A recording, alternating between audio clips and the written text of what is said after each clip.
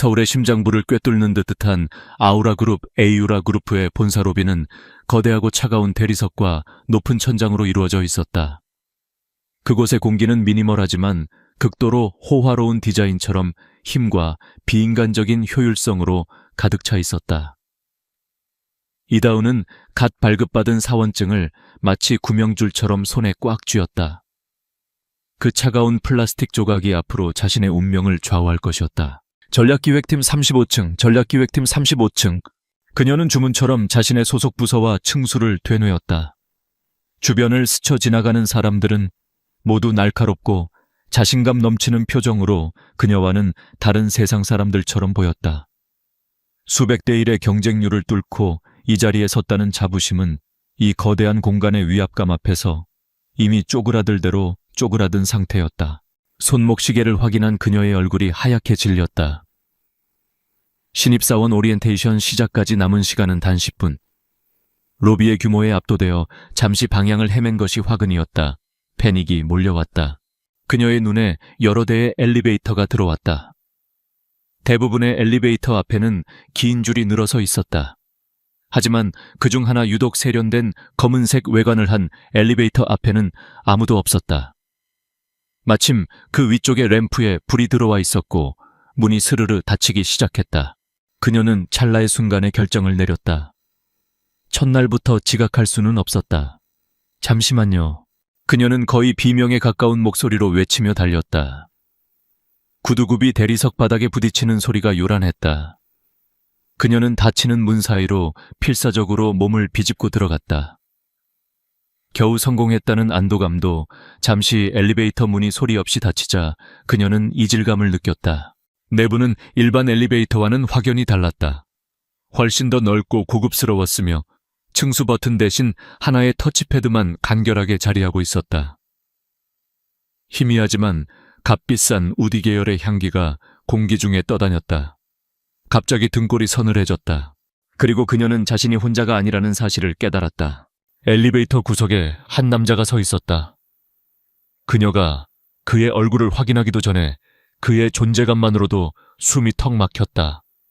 흠잡을 데 없이 재단된 다크 네이비 수트 넓은 어깨, 그리고 공간의 모든 공기를 빨아들이는 듯한 절대적인 고요함과 권위. 죄송합니다. 제가 너무 급해서. 그녀는 고개를 돌려 사과하려다 그대로 얼어붙었다. 뉴스기사와 회사 홈페이지에서 질리도록 보았던 얼굴. 얼음 황태자, 최연소 폭군 CEO 등 수많은 별명을 가진 남자. 아우라그룹의 총수 권희준이었다. 조각처럼 잘생겼지만 그 얼굴에는 어떤 감정도 담겨 있지 않았다. 그녀를 마비시킨 것은 그의 눈빛이었다. 차갑고 날카롭고 마치 그녀의 존재 자체를 해부하는 듯한 그 시선. 엘리베이터는 소름 끼치도록 조용하고 빠른 속도로 상승했다. 그녀가 눌러야 할 층수 버튼은 어디에도 없었다. 그녀는 덫에 걸린 생쥐꼴이었다. 망했다. 이건 회장님 전용 엘리베이터야. 나는 이제 잘린다. 첫 출근을 하기도 전에 잘리는 거야. 내 인생은 끝났어. 머릿속이 아찔했다. 등줄기로 식은땀이 흘렀다. 뭐라고 변명이라도 해야 했지만 목구멍은 바싹 마르고 입술은 달라붙어 떨리기만 할 뿐 어떤 소리도 나오지 않았다. 권희준은 단 한마디도 하지 않았다. 그는 그저 그녀를 관찰했다. 그의 침묵은 어떤 고함보다도 더 무서웠다. 그는 공포에 질려 어쩔 줄 모르는 그녀의 모습 살짝 구겨진 새 정장 사원증을 부서져라. 쥐고 있는 하얀 손가락을 무심하게 훑어보았다. 이 질식할 듯한 침묵을 견딜 수 없어서, 그리고 자신이 완전한 바보가 아님을 증명이라도 하든 그녀는 자신도 모르게 중얼거리기 시작했다. 극도로 긴장했을 때 나오는 그녀의 오랜 버릇이었다. 그녀는 눈앞에 보이는 엘리베이터의 미니멀한 디자인에 대해, 오늘 아침에 확인했던 아우라그룹의 주가 동향에 대해, 그리고 최근에 읽었던 시장 분석 보고서에 대해 횡설수설하기 시작했다. 순수한 공포에서 비롯된 지극히 지성적이지만 완전히 상황에 맞지 않는 분석의 나열이었다. 따라서 현재 신흥시장의 변동성은 사실상 표면적인 공급망 문제가 아니라 데이터 주권 문제로 접근해야 하는데, 대부분의 기업들은 단기적 이익에만 매몰되어 거시적 리스크를 간과하고 있습니다. 특히 비정형 데이터의 처리 기술이 권위준의 미간이 미세하게 꿈틀했다. 처음에는 이 무단 침입자에 대한 짜증뿐이었다. 하지만 공포에 질려 내뱉는 그녀의 두서없는 말들을 듣고 있자니 그의 얼음장 같은 눈에 새로운 감정의 불꽃이 튀었다. 호기심. 이 어설프고 겁에 질린 신입사원은 그의 최고 분석가들이 몇 주에 걸쳐 작성한 보고서의 핵심을 꿰뚫는 통찰력을 쏟아내고 있었다. 띵띵하는 소리와 함께 엘리베이터 문이 열렸다. 그곳은 회장 전용 비서실과 집무실로 이어지는 지극히 미니멀하고 고급스러운 공간이었다. 문 앞에서 대기하고 있던 비서가 대운을 보고는 경악하는 표정을 지었다. 마침내 권위준이 입을 열었다. 그의 목소리는 낮고 깊었다. 소속은 차가웠지만 절대적인 권위가 실려 있었다. 제어 전략기획팀 신입사원 이다은입니다. 죄송합니다. 정말 죄송합니다. 그녀는 허리가 부러져라 연신 고개를 숙였다. 그는 그저 자신의 비서에게 턱짓으로 가볍게 신호를 보냈다. 오리엔테이션 장소로 안내해. 그는 뒤도 돌아보지 않고 자신의 집무실로 걸어 들어갔다. 넋이 나간 대우는 비서의 안내를 받아 오리엔테이션 장소로 향했다. 그녀는 자신이 걸어다니는 시체라고 확신했다. 권위준의 얼음 같은 눈빛이 그녀의 뇌리에 화인처럼 박혀 있었다. 그녀는 오리엔테이션 내내 멍한 상태로 앉아 있었다. 머릿속은 온통 언제쯤 인사팀에서 짐을 싸라는 연락이 올까 하는 생각뿐이었다. 그녀의 꿈의 직장에서의 첫날은 그렇게 최악의 형태로 시작되고 있었다. 이튿날 이다우는 전략기획팀에 배정된 자신의 자리에 앉아 있었다. 사무실은 활기찬 에너지로 가득했지만 그녀는 아무것도 느낄 수 없었다. 어제 엘리베이터에서의 끔찍한 기억이 머릿속을 떠나지 않았다. 그녀는 이제 해고 통보만 기다리는 시한부 신입사원이나 다름없었다. 그녀의 직속 상사인 박시우 과장이 다가왔다. 그는 겉으로는 인자한 미소를 띠고 있었지만 그 눈빛에는 사람을 깔보는 듯한 교만함이 배어 있었다. 이다은 씨, 우리 팀에 온 걸 환영해. 첫날이라 정신없을 테니 오늘은 간단한 업무부터 시작하지. 그가 건넨 것은 산더미 같은 서류 복사와 데이터 입력, 그리고 오래된 파일 정리 같은 전형적인 신입사원용 잡무였다. 대우는 묵묵히 그 일들을 해냈다. 전화벨이 울릴 때마다 누군가 그녀의 책상 근처를 지나갈 때마다 그녀는 인사팀의 호출일까 싶어 움찔했다. 동료들은 그저 첫날이라 긴장해서 그런가 보다 하고 대수롭지 않게 여겼다. 오후가 될 무렵 마침내 그녀의 책상 위 전화기가 울렸다. 인사팀이 아니었다. 회장 비서실이었다. 그녀가 전화를 받는 순간 떠들썩하던 사무실 전체가 약속이라도 한 듯 조용해졌다. 수화기 너머에서는 비서의 날카롭고 프로페셔널한 목소리가 들려왔다. 이다은 씨 맞으십니까? 회장님께서 동남아 시장 AI 기반 물류 플랫폼 런칭의 사업 타당성 분석을 지시하셨습니다. 내일 아침까지 회장님 책상 위에 예비 보고서를 올려주시기 바랍니다. 태우는 순간 자신의 귀를 의심했다. 그건 한 팀이 몇 주 동안 매달려야 할 엄청난 과제였다. 신입사원 혼자 그것도 하루 만에 해내라는 것은 말도 안 됐다. 네, 저 혼자 말입니까? 그녀가 더듬거리며 물었다. 네, 회장님의 직접적인 지시입니다. 비서는 그 말만 남기고 전화를 끊었다. 통화가 끝나자마자 박시우 과장이 폭풍처럼 그녀의 자리로 달려왔다. 그의 얼굴에서 인자한 미소는 사라지고 분노와 의심이 가득했다. 이게 다 무슨 소리야? 이다운 씨 회장님. 눈에 띄려고 무슨 짓이라도 한 거야. 회장님이 당신 이름을 어떻게 알아? 그가 으르렁거리듯 속삭였다.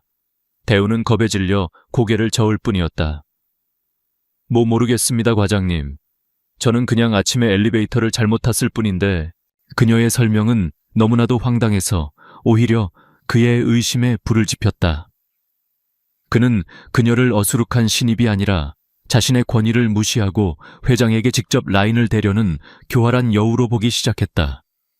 그의 자존심에 상처를 입었다. 조하, 그가 비웃으며 말했다. 어디 회장님의 특별한 과제를 얼마나 잘 해내는지 한번 보자고. 우리 팀의 도움은 한 조각도 기대하지 않는 게 좋을 거야. 그는 싸늘하게 돌아섰고 대우는 하루아침에 팀의 공공의 적이자 외톨이가 되었다. 한편 도시의 야경이 내려다 보이는 회장실. 권희주는 거대한 통유리 창 앞에 서 있었다. 그의 비서가 걱정스러운 듯 물었다. 회장님 신입사원에게 이토록 중요한 과제를 맡기시는 것은 너무 이례적인 일이 아닙니까? 권희준의 대답은 차갑고 간결했다. 나는 과제를 시험하는 게 아니야. 그 아이를 시험하는 거지. 그는 엘리베이터 안에서 공포에 질려 횡설수설하면서도 놀라운 통찰력을 보여주던 그녀의 모습을 떠올렸다. 그것이 우연의 일치였는지 아니면 다듬어지지 않은 천재성의 발현인지 확인하고 싶었다. 이것은 그만의 파격적이고 위험한 채용 테스트였다. 텅 빈 사무실에 홀로 남은 대우는 데이터의 산에 둘러싸여 있었다. 처음에 패닉이 지나가자 생존 본능과 분석가로서의 천성이 깨어났다. 두려움은 도전의 스릴로 바뀌었다. 그녀의 손가락이 키보드 위를 날아다니기 시작했다. 그녀는 희귀한 데이터베이스에 접속하고 경제 보고서들을 교차 분석했으며 복잡한 예측 모델을 구축했다. 소심했던 신입사원의 모습은 사라지고 집중력 넘치는 냉철한 프로페셔널이 그 자리를 대신했다. 그녀는 단순히 데이터를 수집하는 데 그치지 않았다. 그녀는 그 속에서 아무도 보지 못하는 연결고리를 찾아내고 데이터 안에 숨겨진 이야기를 읽어냈다. 이것이 그녀의 진짜 능력이었다. 동이 틀 무렵 그녀는 마침내 보고서를 완성했다. 그것은 단순한 사실의 나열이 아니었다. 대담한 전략적 제안서였다. 보고서는 기회 요인뿐만 아니라 일반적인 분석에서는 놓치기 쉬운 정치적 문화적 리스크까지 정확하게 짚어냈다. 특히 그녀가 엘리베이터 안에서 중얼거렸던 데이터 주권 문제를 핵심 리스크로 명시했다. 그리고 그녀는 모두의 예상을 뒤엎는 결론을 내렸다. 즉각적인 런칭 대신 현지 유력 업체와의 전략적 파트너십을 통해 리스크를 최소화하며 단계적으로 진입해야 한다. 그것은 매우 위험하고 비관습적인 해답이었다. 탈진 상태였지만 그녀는 만족스러웠다. 보고서를 출력한 그녀는 잠시 망설이다. 표지에 자신의 이름 아래 작은 글씨로 그리고 전략기획팀이라고 덧붙였다. 박시우 과장의 적대감에도 불구하고 그녀가 보여줄 수 있는 최소한의 성의였다. 그녀는 동이 트기 시작한 회장 비서실의 텅 빈 책상 위에 보고서를 올려놓았다. 마치 사직서와 마지막 시험 답안지를 동시에 제출하는 기분이었다. 이제 내일이면 정말로 해고될지도 모른다. 하지만 자신의 모든 것을 쏟아부었기에 이상하게도 마음은 평화로웠다. 다음 날 아침 이다우는 죽음을 기다리는 사형수처럼 자신의 자리에 앉아 있었다.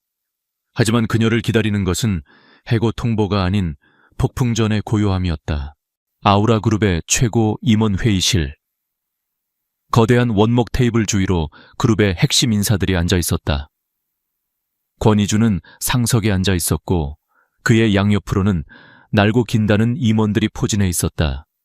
그들 중에는 세련된 외모의 재무 담당 이사 한채린도 있었다. 박시우 과장 역시 긴장된 표정으로 회의실 구석에 앉아 이다운의 실패를 의심치 않는 얼굴을 하고 있었다. 권희주는 동남아 물류 플랫폼 프로젝트 안건을 상정했다. 그는 보고서 작성자에 대해서는 한마디도 언급하지 않은 채 그 핵심 내용과 결론을 메인 스크린에 띄웠다. 회의실은 순간 정적에 휩싸였다. 보고서의 분석은 칼날처럼 날카로웠고 리스크 평가는 무자비할 정도로 정직했다. 그리고 선 파트너십 후 진출이라는 최종 결론은 아우라 그룹의 공격적인 확장 전략에 정면으로 반하는 것이었다. 예상대로 일부 임원들이 즉시 비판을 쏟아냈다. 너무 비관적이고 소심한 결론입니다. 우리 그룹의 정신과 맞지 않습니다. 박시우 과장은 이때가 기회라는 듯 비판에 가세했다. 회장님, 이 분석은 너무 탁상공론에 치우쳐 있습니다. 저희 팀은 시장을 빠르게 장악하기 위해 직접 런칭을 해야 한다고 생각합니다. 그는 익명의 보고서를 깎아내리면서 자신이야말로 그룹의 가치에 부합하는 인물임을 어필하려 했다. 한채린 이사 역시 교양 있는 말투로 학술적으로는 흥미롭지만 현실 감각은 떨어지는 분석이군요. 라며 은근히 비판의 강도를 높였다.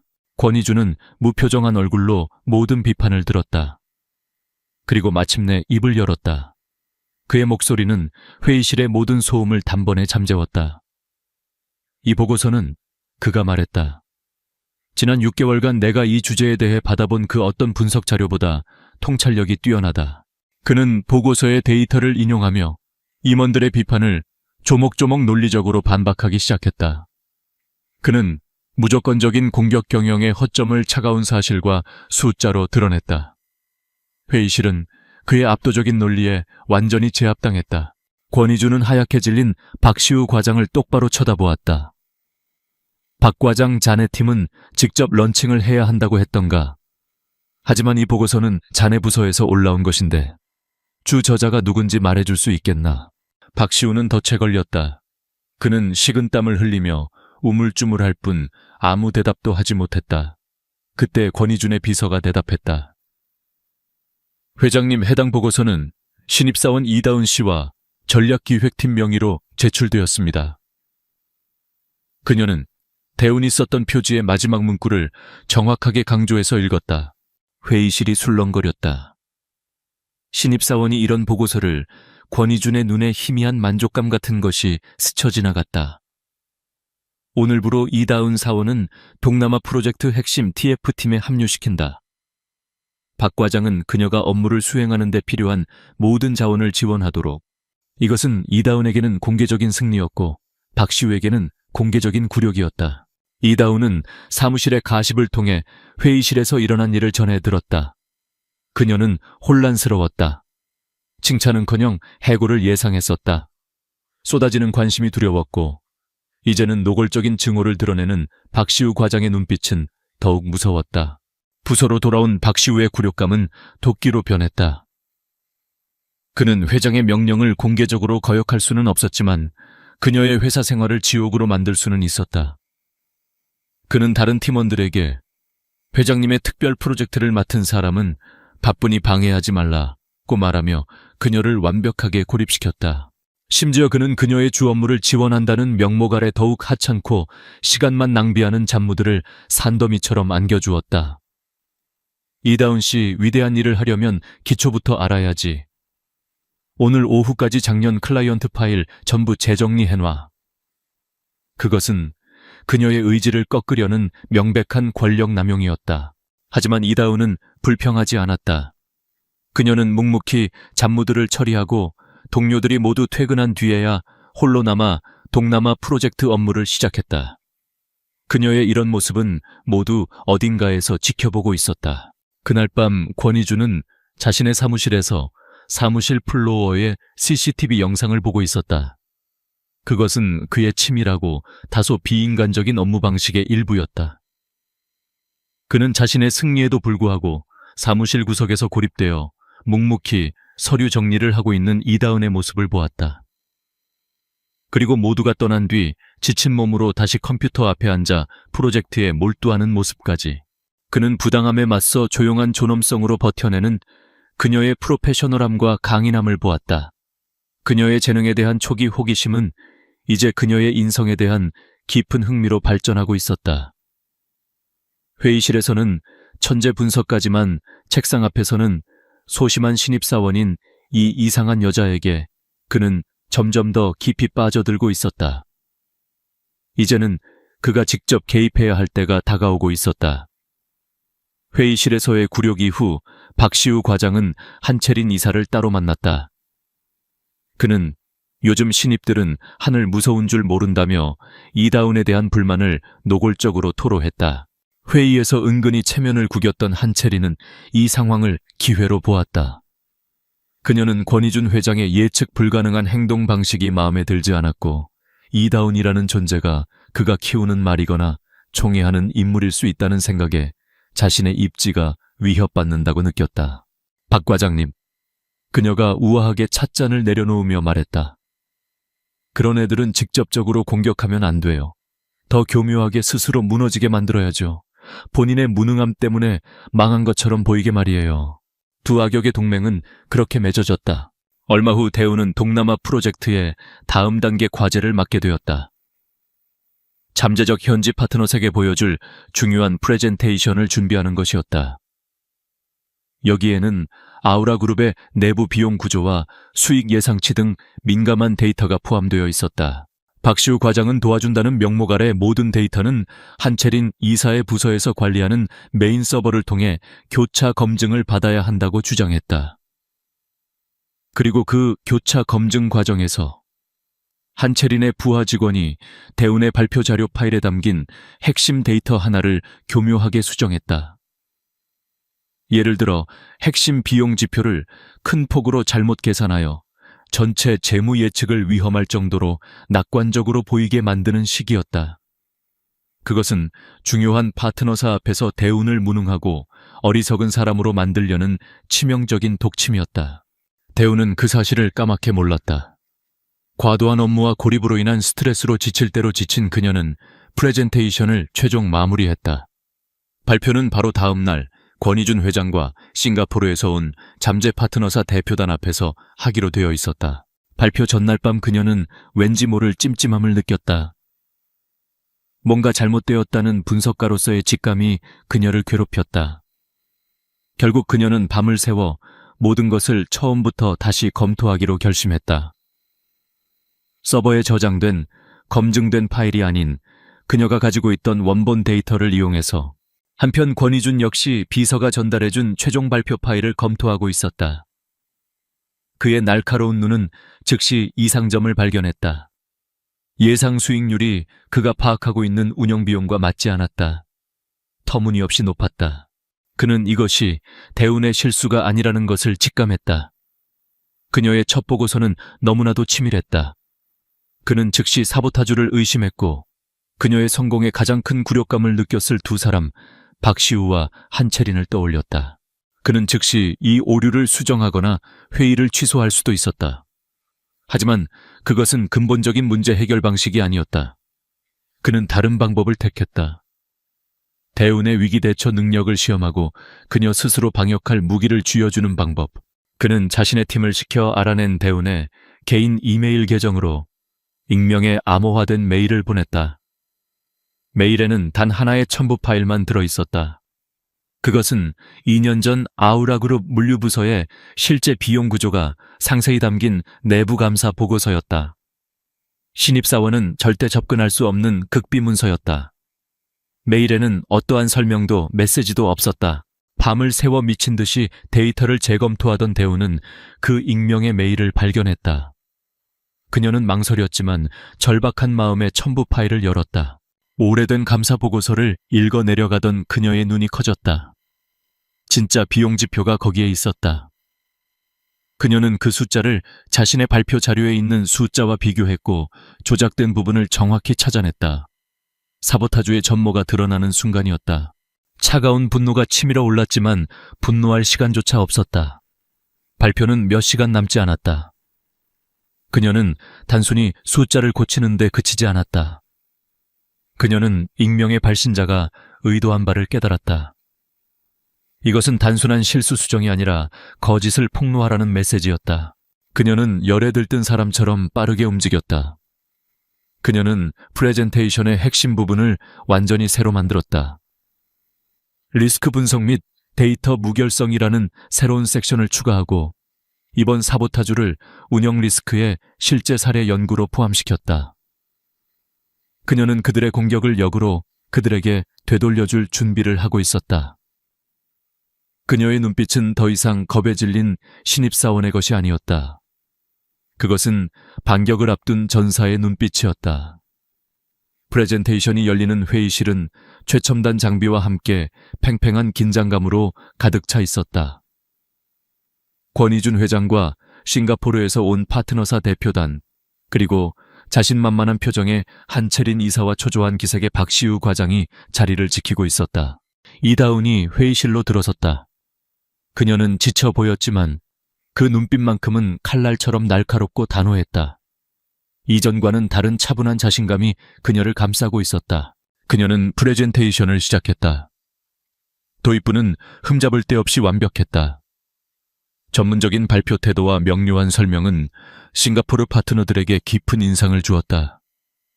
한채린과 박시우는 재무 분석 파트에서 터질 폭탄을 기다리며 서로에게 미묘한 눈빛을 교환했다.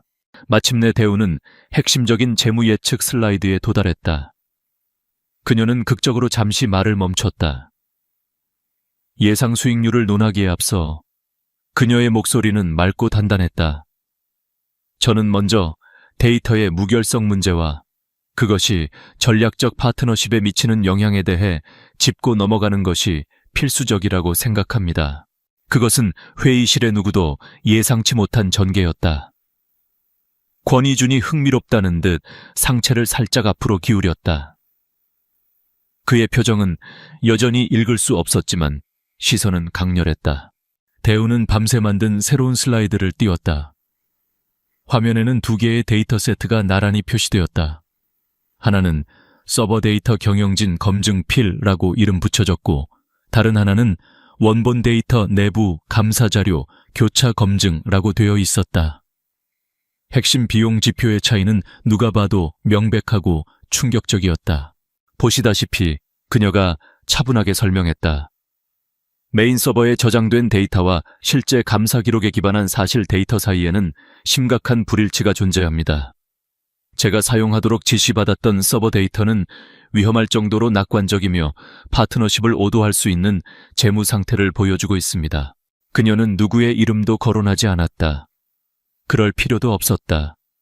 그녀는 이 문제를 개인적인 비난이 아닌 아우라 그룹이 반드시 해결해야 할 데이터 무결성의 시스템적 실패이자 운영 리스크로 규정했다. 이것은 개인적인 고발보다 훨씬 더 프로페셔널하고 파괴적인 공격이었다. 싱가포르 대표단은 대운이 아닌 아우라 그룹의 허술한 내부 통제 시스템에 대해 노골적으로 우려하는 표정을 지었다. 박시우 과장의 이마에서는 땀이 비오듯 흘렀다. 한채린의 세련된 가면은 마침내 금이 가기 시작했다. 그녀의 얼굴은 분노와 충격으로 하얗게 질려 있었다.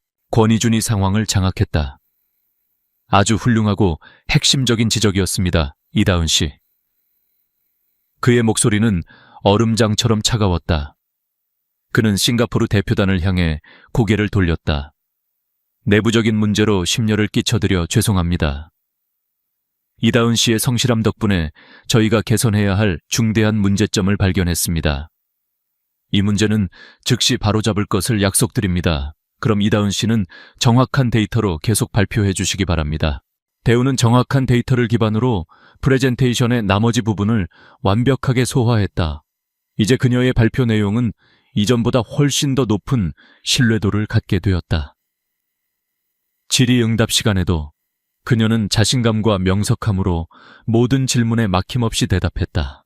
싱가포르 파트너들이 그녀의 정직함과 능력에 감탄하며 떠난 후 회의실의 공기는 빙하기처럼 차가워졌다. 권희준은 박시우와 한채린을 돌아보았다. 박 과장 한의사, 내 사무실로. 대운에게는 퇴장 명령이 내려졌다. 회의실을 나서며 그녀의 시선은 잠시 권희준의 시선과 마주쳤다. 그녀는 그의 눈빛에서 단순한 칭찬이 아닌 어떤 교감과 암묵적인 동의를 읽었다. 그녀는 그 파일을 보낸 사람이 바로 그라는 것을 확신했다. 그날 저녁 텅 빈 사무실에서 짐을 챙기던 대우는 피곤했지만 정의가 실현되었다는 해방감을 느꼈다. 그때 모르는 번호로 문자가 왔다. 옥상.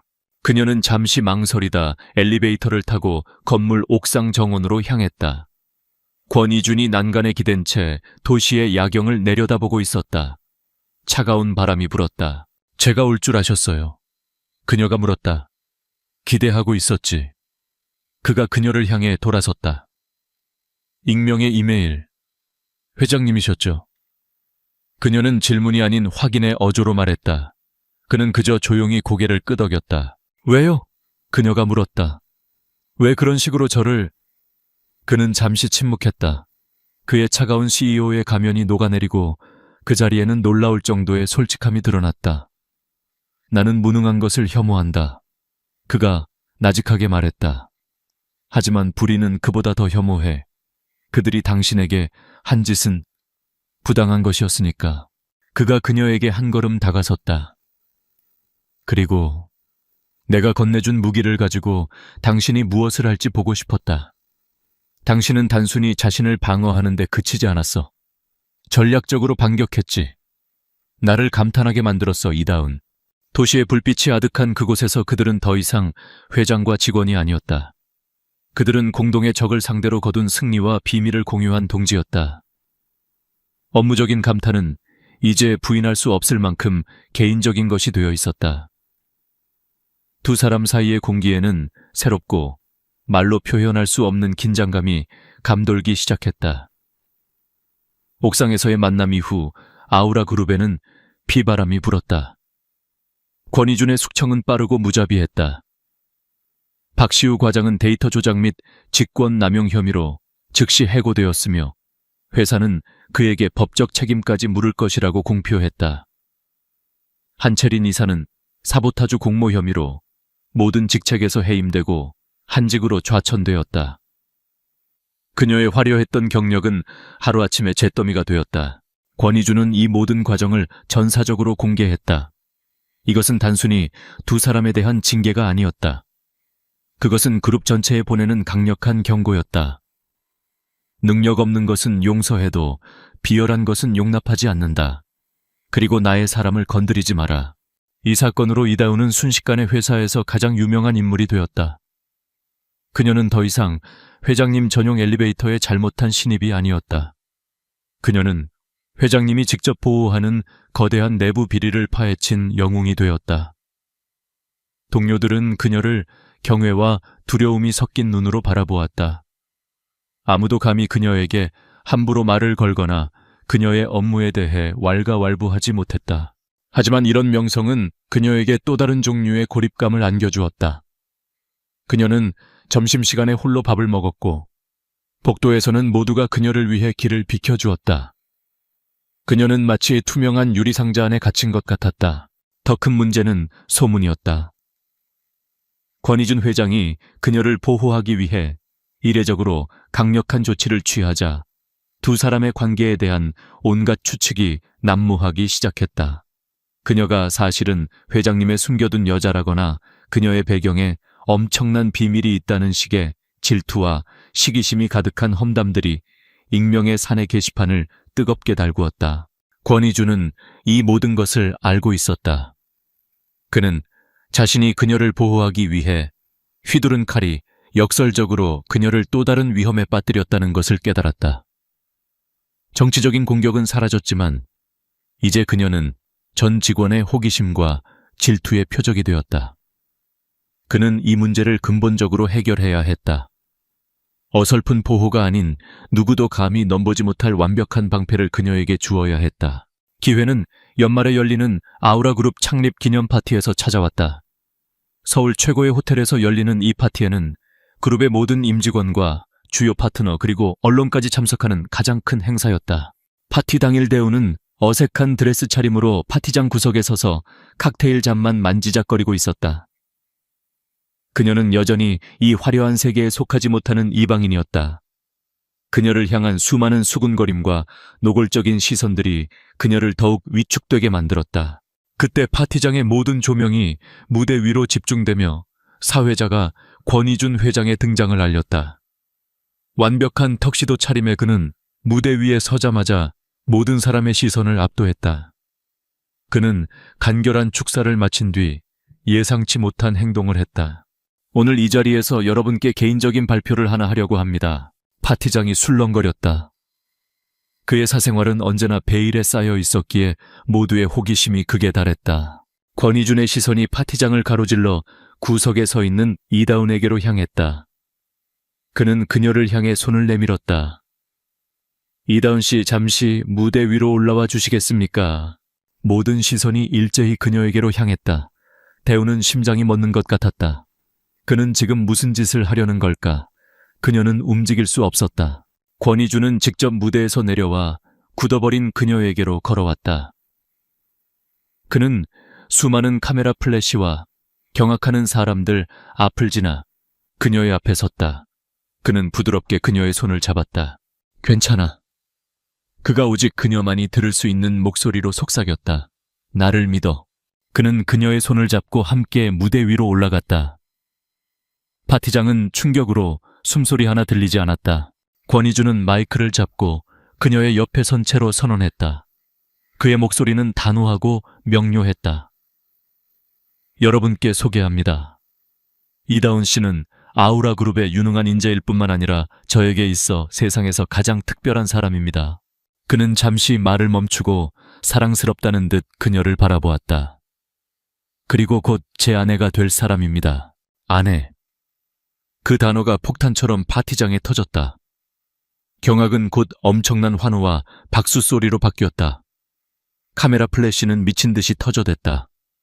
박시우와 한채린의 몰락보다 더 충격적인 뉴스였다. 대우는 아무 생각도 할 수 없었다. 그녀는 그저 자신을 꽉 잡고 있는 그의 단단한 손과 자신을 향한 그의 깊고 흔들림 없는 눈빛만을 느낄 수 있었다. 이것은 그녀를 보호하기 위한 그의 방식이었다. 누구도 감히 넘볼 수 없는 회장님의 여자라는 완벽한 타이틀을 그녀에게 씌워주는 것. 이것은 로맨틱한 고백이라기보다는 전쟁 선포에 가까웠다. 세상의 모든 편견과 소문에 맞서는 그녀를 지키기 위한 그의 전쟁. 그녀의 인생은 다시 한번 이 예측 불가능한 남자로 인해 송두리째 뒤집히고 있었다. 권희준의 폭탄 선언 이후 파티장은 아수라장이 되었다. 이다운의 인생은 하룻밤 사이에 180도 뒤집혔다. 다음 날 아침 그녀의 이름은 모든 포털 사이트의 실시간 검색어 1위를 차지했고 신데렐라 신입사원, 재벌가의 새로운 안주인 등 온갖 자극적인 제목의 기사들이 쏟아져 나왔다. 그녀의 낡은 원룸 앞에는 기자들이 진을 치고 있었다. 그녀는 회사에 갈 수도 집에 머무를 수도 없었다. 그녀를 이 혼돈에서 구해낸 것은 권희준이었다. 그는 아무도 모르게 그녀를 자신의 펜트하우스 그 누구에게도 공개된 적 없는 개인적인 공간으로 데려왔다. 도시의 야경이 한눈에 내려다 보이는 거대한 거실에서 대우는 마침내 그에게 물었다. 어젯밤, 대체 왜 그러신 거예요? 그녀의 목소리에는 원망과 혼란 그리고 아주 약간의 기대가 섞여 있었다. 권희준은 그녀를 똑바로 바라보았다. 그의 표정은 비즈니스 협상을 할 때처럼 진지했다. 당신을 보호하기 위한 가장 확실한 방법이었어. 그가 말했다. 나는 당신을 둘러싼 모든 소문과 정치적 공격을 단번에 잠재울 필요가 있었어. 이제 누구도 당신을 함부로 대하지 못할 거야. 당신은 그냥 직원이 아니라 회장 부인이 될 테니까. 그는 서류 가방에서 서류 한 뭉치를 꺼내 그녀 앞에 테이블에 놓았다. 이건 계약서 초안이야. 대우는 서류를 내려다보았다. 그 위에는 혼인 계약서라는 글자가 선명하게 찍혀 있었다. 계약, 결혼이라고요. 그녀는 기가 막혀 웃었다. 이것도 회장님의 방식인가요? 엘리베이터에서 시작된 이 모든 일이 결국 또 다른 계약으로 끝나는 건가요? 그녀의 목소리가 떨렸다. 실망감이 파도처럼 밀려왔다. 저는 회장님의 보호가 필요한 연약한 사람이 아니에요. 저는 제 능력으로 인정받고 싶었어요. 그런데 이제 사람들은 저를 뭐라고 부를까요? 제 이름 이다운이 아니라 그냥 회장 사모님이라고 부르겠죠. 이건 보호가 아니라 또 다른 종류의 통제일 뿐이에요. 그녀의 저항은 권희준의 예상을 뛰어넘는 것이었다. 그는 그녀가 당연히 기뻐하거나 적어도 안도할 것이라고 생각했다. 그는 그녀의 강인함과 자존심을 또 한 번 과소평가했던 것이다. 그는 잠시 침묵했다. 그리고는 한숨과 함께 처음으로 자신의 비즈니스맨 가면을 완전히 벗어던졌다. 그의 눈빛은 더 이상 전략가의 것이 아니었다. 그 안에는 후회와 망설임과 그리고 숨길 수 없는 진심이 담겨 있었다. 당신 말이 맞아. 그가 나직하게 인정했다. 나는 또 틀렸어. 나는 언제나 내 방식대로 생각하고 내 방식대로 당신을 내 틀에 맞추려고 했지. 그가 그녀에게 다가와 그녀의 앞에 무릎을 꿇었다. 아우라 그룹의 얼음 황제가 단 한 번도 누구에게도 고개를 숙여본 적 없는 그가, 이대훈드, 그가 그녀의 손을 조심스럽게 잡았다. 처음에는 당신의 재능에 흥미가 생겼어. 그리고 당신의 강인함에 감탄했지. 하지만 이제는 모르겠어. 언제부터였는지. 엘리베이터 안에서 겁에 질려 횡설수설하던 당신의 모습을 봤을 때부터였을까? 아니면 텅 빈 사무실에서 홀로 싸우고 있던 당신의 뒷모습을 봤을 때부터였을까? 그의 목소리는 진심으로 떨리고 있었다. 나는 더 이상 당신을 유능한 직원으로만 볼 수가 없어. 이 계약서는 그래 비겁한 변명일 뿐이야. 사실은 당신을 내 곁에 영원히 묶어두고 싶은 이기적인 욕심이었어. 나는 당신을 사랑해, 대우나. 사랑. 그 한마디가 그녀의 마지막 방어벽을 무너뜨렸다. 그녀는 그의 눈에서 진실을 보았다. 계산되지 않은 서투르지만 절박한 사랑. 그가 벌인 모든 일들은 그녀를 통제하기 위해서가 아니라 그녀를 잃고 싶지 않은 두려움에서 비롯된 것이었다. 그녀의 눈에서 눈물이 흘러내렸다. 하지만 그것은 슬픔의 눈물이 아니었다. 그녀는 웃으며 그를 일으켜 세웠다. 계약서는 수정해야겠네요. 그녀가 말했다. 어떻게 그가 물었다. 갑과 을은 존재하지 않아요. 오직 동등한 파트너만 있을 뿐. 그리고 계약 기간은 서로가 서로에게 최고의 파트너라고 느끼는 동안. 어때요? 권희준의 얼굴에 마침내 안도와 기쁨의 미소가 번졌다. 그는 그녀를 자신의 품에 가득 안았다. 완벽해. 잘못한 엘리베이터에서 시작된 그들의 기묘한 인연은 마침내 사랑이라는 종착역에 도착했다. 이제 그들은 회장과 직원이 아닌 서로의 상처를 보듬고 미래를 함께 만들어갈 인생의 동반자로서 새로운 첫걸음을 내딛고 있었다. 그들의 앞날에는 또 다른 시련이 기다리고 있을지도 모르지만 이제 두 사람은 함께였다. 서로의 가장 든든한 방패이자 가장 완벽한 파트너로서. 권희준의 충격적인 약혼 발표 후 몇 달이 흘렀다. 세상을 떠들썩하게 했던 스캔들은 서서히 잦아들었고 이다우는 더 이상 동정이나 호기심의 대상이 아니었다. 동남아 프로젝트 TF팀 회의실. 이다우는 회의 테이블 상석에 앉아 있었다. 그녀의 목소리는 차분했지만 논리는 명확했고 지시는 단호했다. 김 차장님 의견대로 반으로 진행할 경우 단기적으론 안정적이지만 장기적인 시장 확장성에는 명백한 한계가 있습니다. 제가 제안하는 차는 초기 리스크가 있지만 데이터 분석에 따르면 성공 시 기대 수익률은 반의 3배에 달합니다. 리스크 관리는 제가 책임지겠습니다. 회의실에 앉아있던 팀원들은 이제 그 누구도 그녀를 운 좋은 신데렐라로 보지 않았다. 처음에는 그녀를 의심의 눈초리로 보았던 고참 차장조차 이제는 진심 어린 존경심을 담아 말했다. 팀장님 분석이 맞습니다. 찬으로 추진하는 것이 옳다고 봅니다. 팀장님. 그 호칭은 권희준의 권력 때문이 아니라 그녀 스스로의 능력으로 얻어낸 것이었다. 회의가 끝난 후 권희준이 회의실 문 앞에 기대어 그녀를 기다리고 있었다. 그의 얼굴에는 자랑스러움과 사랑스러움이 뒤섞인 미소가 걸려 있었다. 우리 팀장님 오늘 아주 멋있던데. 그의 장난스러운 칭찬에 대우는 웃음으로 화답했다. 두 사람의 관계는 이제 초기의 어색함을 지나 편안하고 깊은 유대감으로 가득 차 있었다. 하지만 그의 채 올라탔을 때 그의 표정이 사뭇 진지해졌다. 오늘 저녁 할아버지께서 우리를 부르셨어. 이다운의 심장이 쿵 내려앉았다. 아우라그룹의 창업주이자 살아있는 전설 강건우 명예회장. 그는 공식적으로 경영 일선에서 물러났지만 여전히 그룹과 가문에 절대적인 영향력을 행사하는 인물이었다. 이것은 그녀가 넘어야 할 마지막이자 가장 높은 산이었다. 하지만 그녀는 더 이상 예전처럼 두려워하지 않았다. 알겠습니다. 그녀는 심호흡을 하며 대답했다. 저녁 식사 장소는 강 회장의 개인 사택인 서울 외곽의 고즈넉한 한옥 천군제 칭윤자이였다. 현대적인 아우라 타워와는 정반대로 천군제는 수백 년의 시간을 품은 듯한 고목과 전통적인 건축미로 이루어져 있었다. 그곳은 오랜 전통과 막강한 구시대의 권력을 상징했다. 강 회장은 작고 마른 체구의 노인이었지만 그 눈빛만큼은 권희준보다 더 날카롭고 깊었다. 평생에 걸쳐 제국을 건설하고 지켜온 자의 관록이 그 안에 서려 있었다. 저녁 식사는 숨막히는 침묵 속에서 시작되었다. 강 회장은 대운에게는 눈길조차 주지 않고 오직 이준에게 회사의 현안에 대해서만 물었다.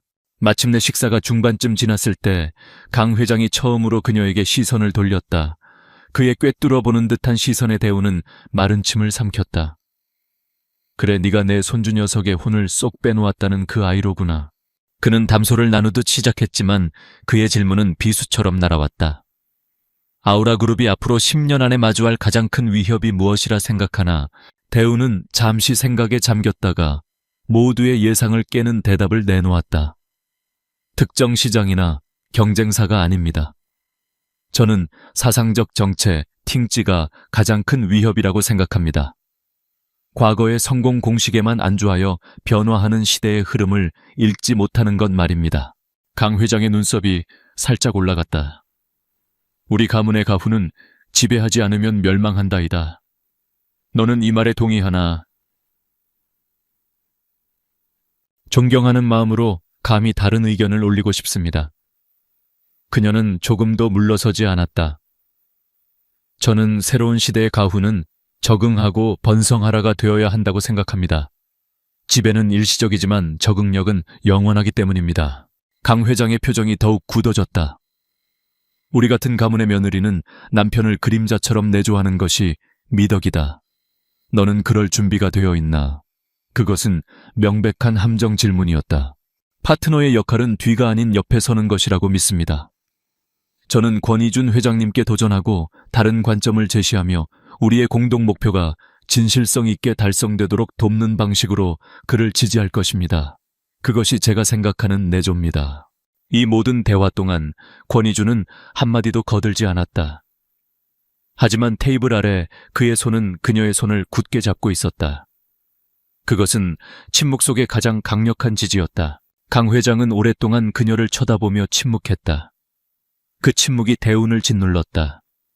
마침내 그가 허수음 같은 것을 터뜨렸다. 생각보다 혀가 날카로운 아이로구나. 그는 이준을 돌아보았다. 이놈 다루기 쉽지 않겠다. 그리고 그는 다시 대운을 보았다. 결혼은 내년 봄으로 날을 잡도록 해라. 내 손주를 실망시키거나 아우라그룹에 흠집을 내는 날에는 내가 가만두지 않을 것이다. 그것은 그의 방식대로 내리는 가장 확실한 허락이었다. 팽팽했던 긴장의 끈이 마침내 끊어졌다. 그날 밤 펜트하우스의 발코니에서 대운과 이준은 나란히 서서 서울의 야경을 내려다보고 있었다. 정말 긴장했어요. 대운이 솔직하게 털어놓았다. 완벽했어. 그가 그녀를 끌어안으며 말했다. 당신은 그냥 당신이었어. 그가 그녀의 귓가에 속삭였다. 회사 내에 혁신적인 스타트업에 투자하는 벤처 캐피털 부서를 신설할 생각이야. 그리고 그 책임자는 당신이 맡아줬으면 해. 내 뒤가 아니라 내 옆에서 당신의 제국을 만들어. 그것은 그녀의 커리어와 야망을 전적으로 지지한다는 가장 확실한 약속이었다. 그녀의 눈에 기쁨의 눈물이 고였다. 그녀는 고개를 끄덕였다. 그들의 미래는 단순히 부부로서의 삶이 아니었다. 서로의 꿈을 응원하는 완벽한 파트너로서의 삶이었다. 우리의 종신계약, 그가 그녀에게 입을 맞추며 속삭였다. 이제부터 시작이야. 잘못한 엘리베이터에서 시작된 기적은 이제 영원이라는 이름의 계약으로 완성되고 있었다.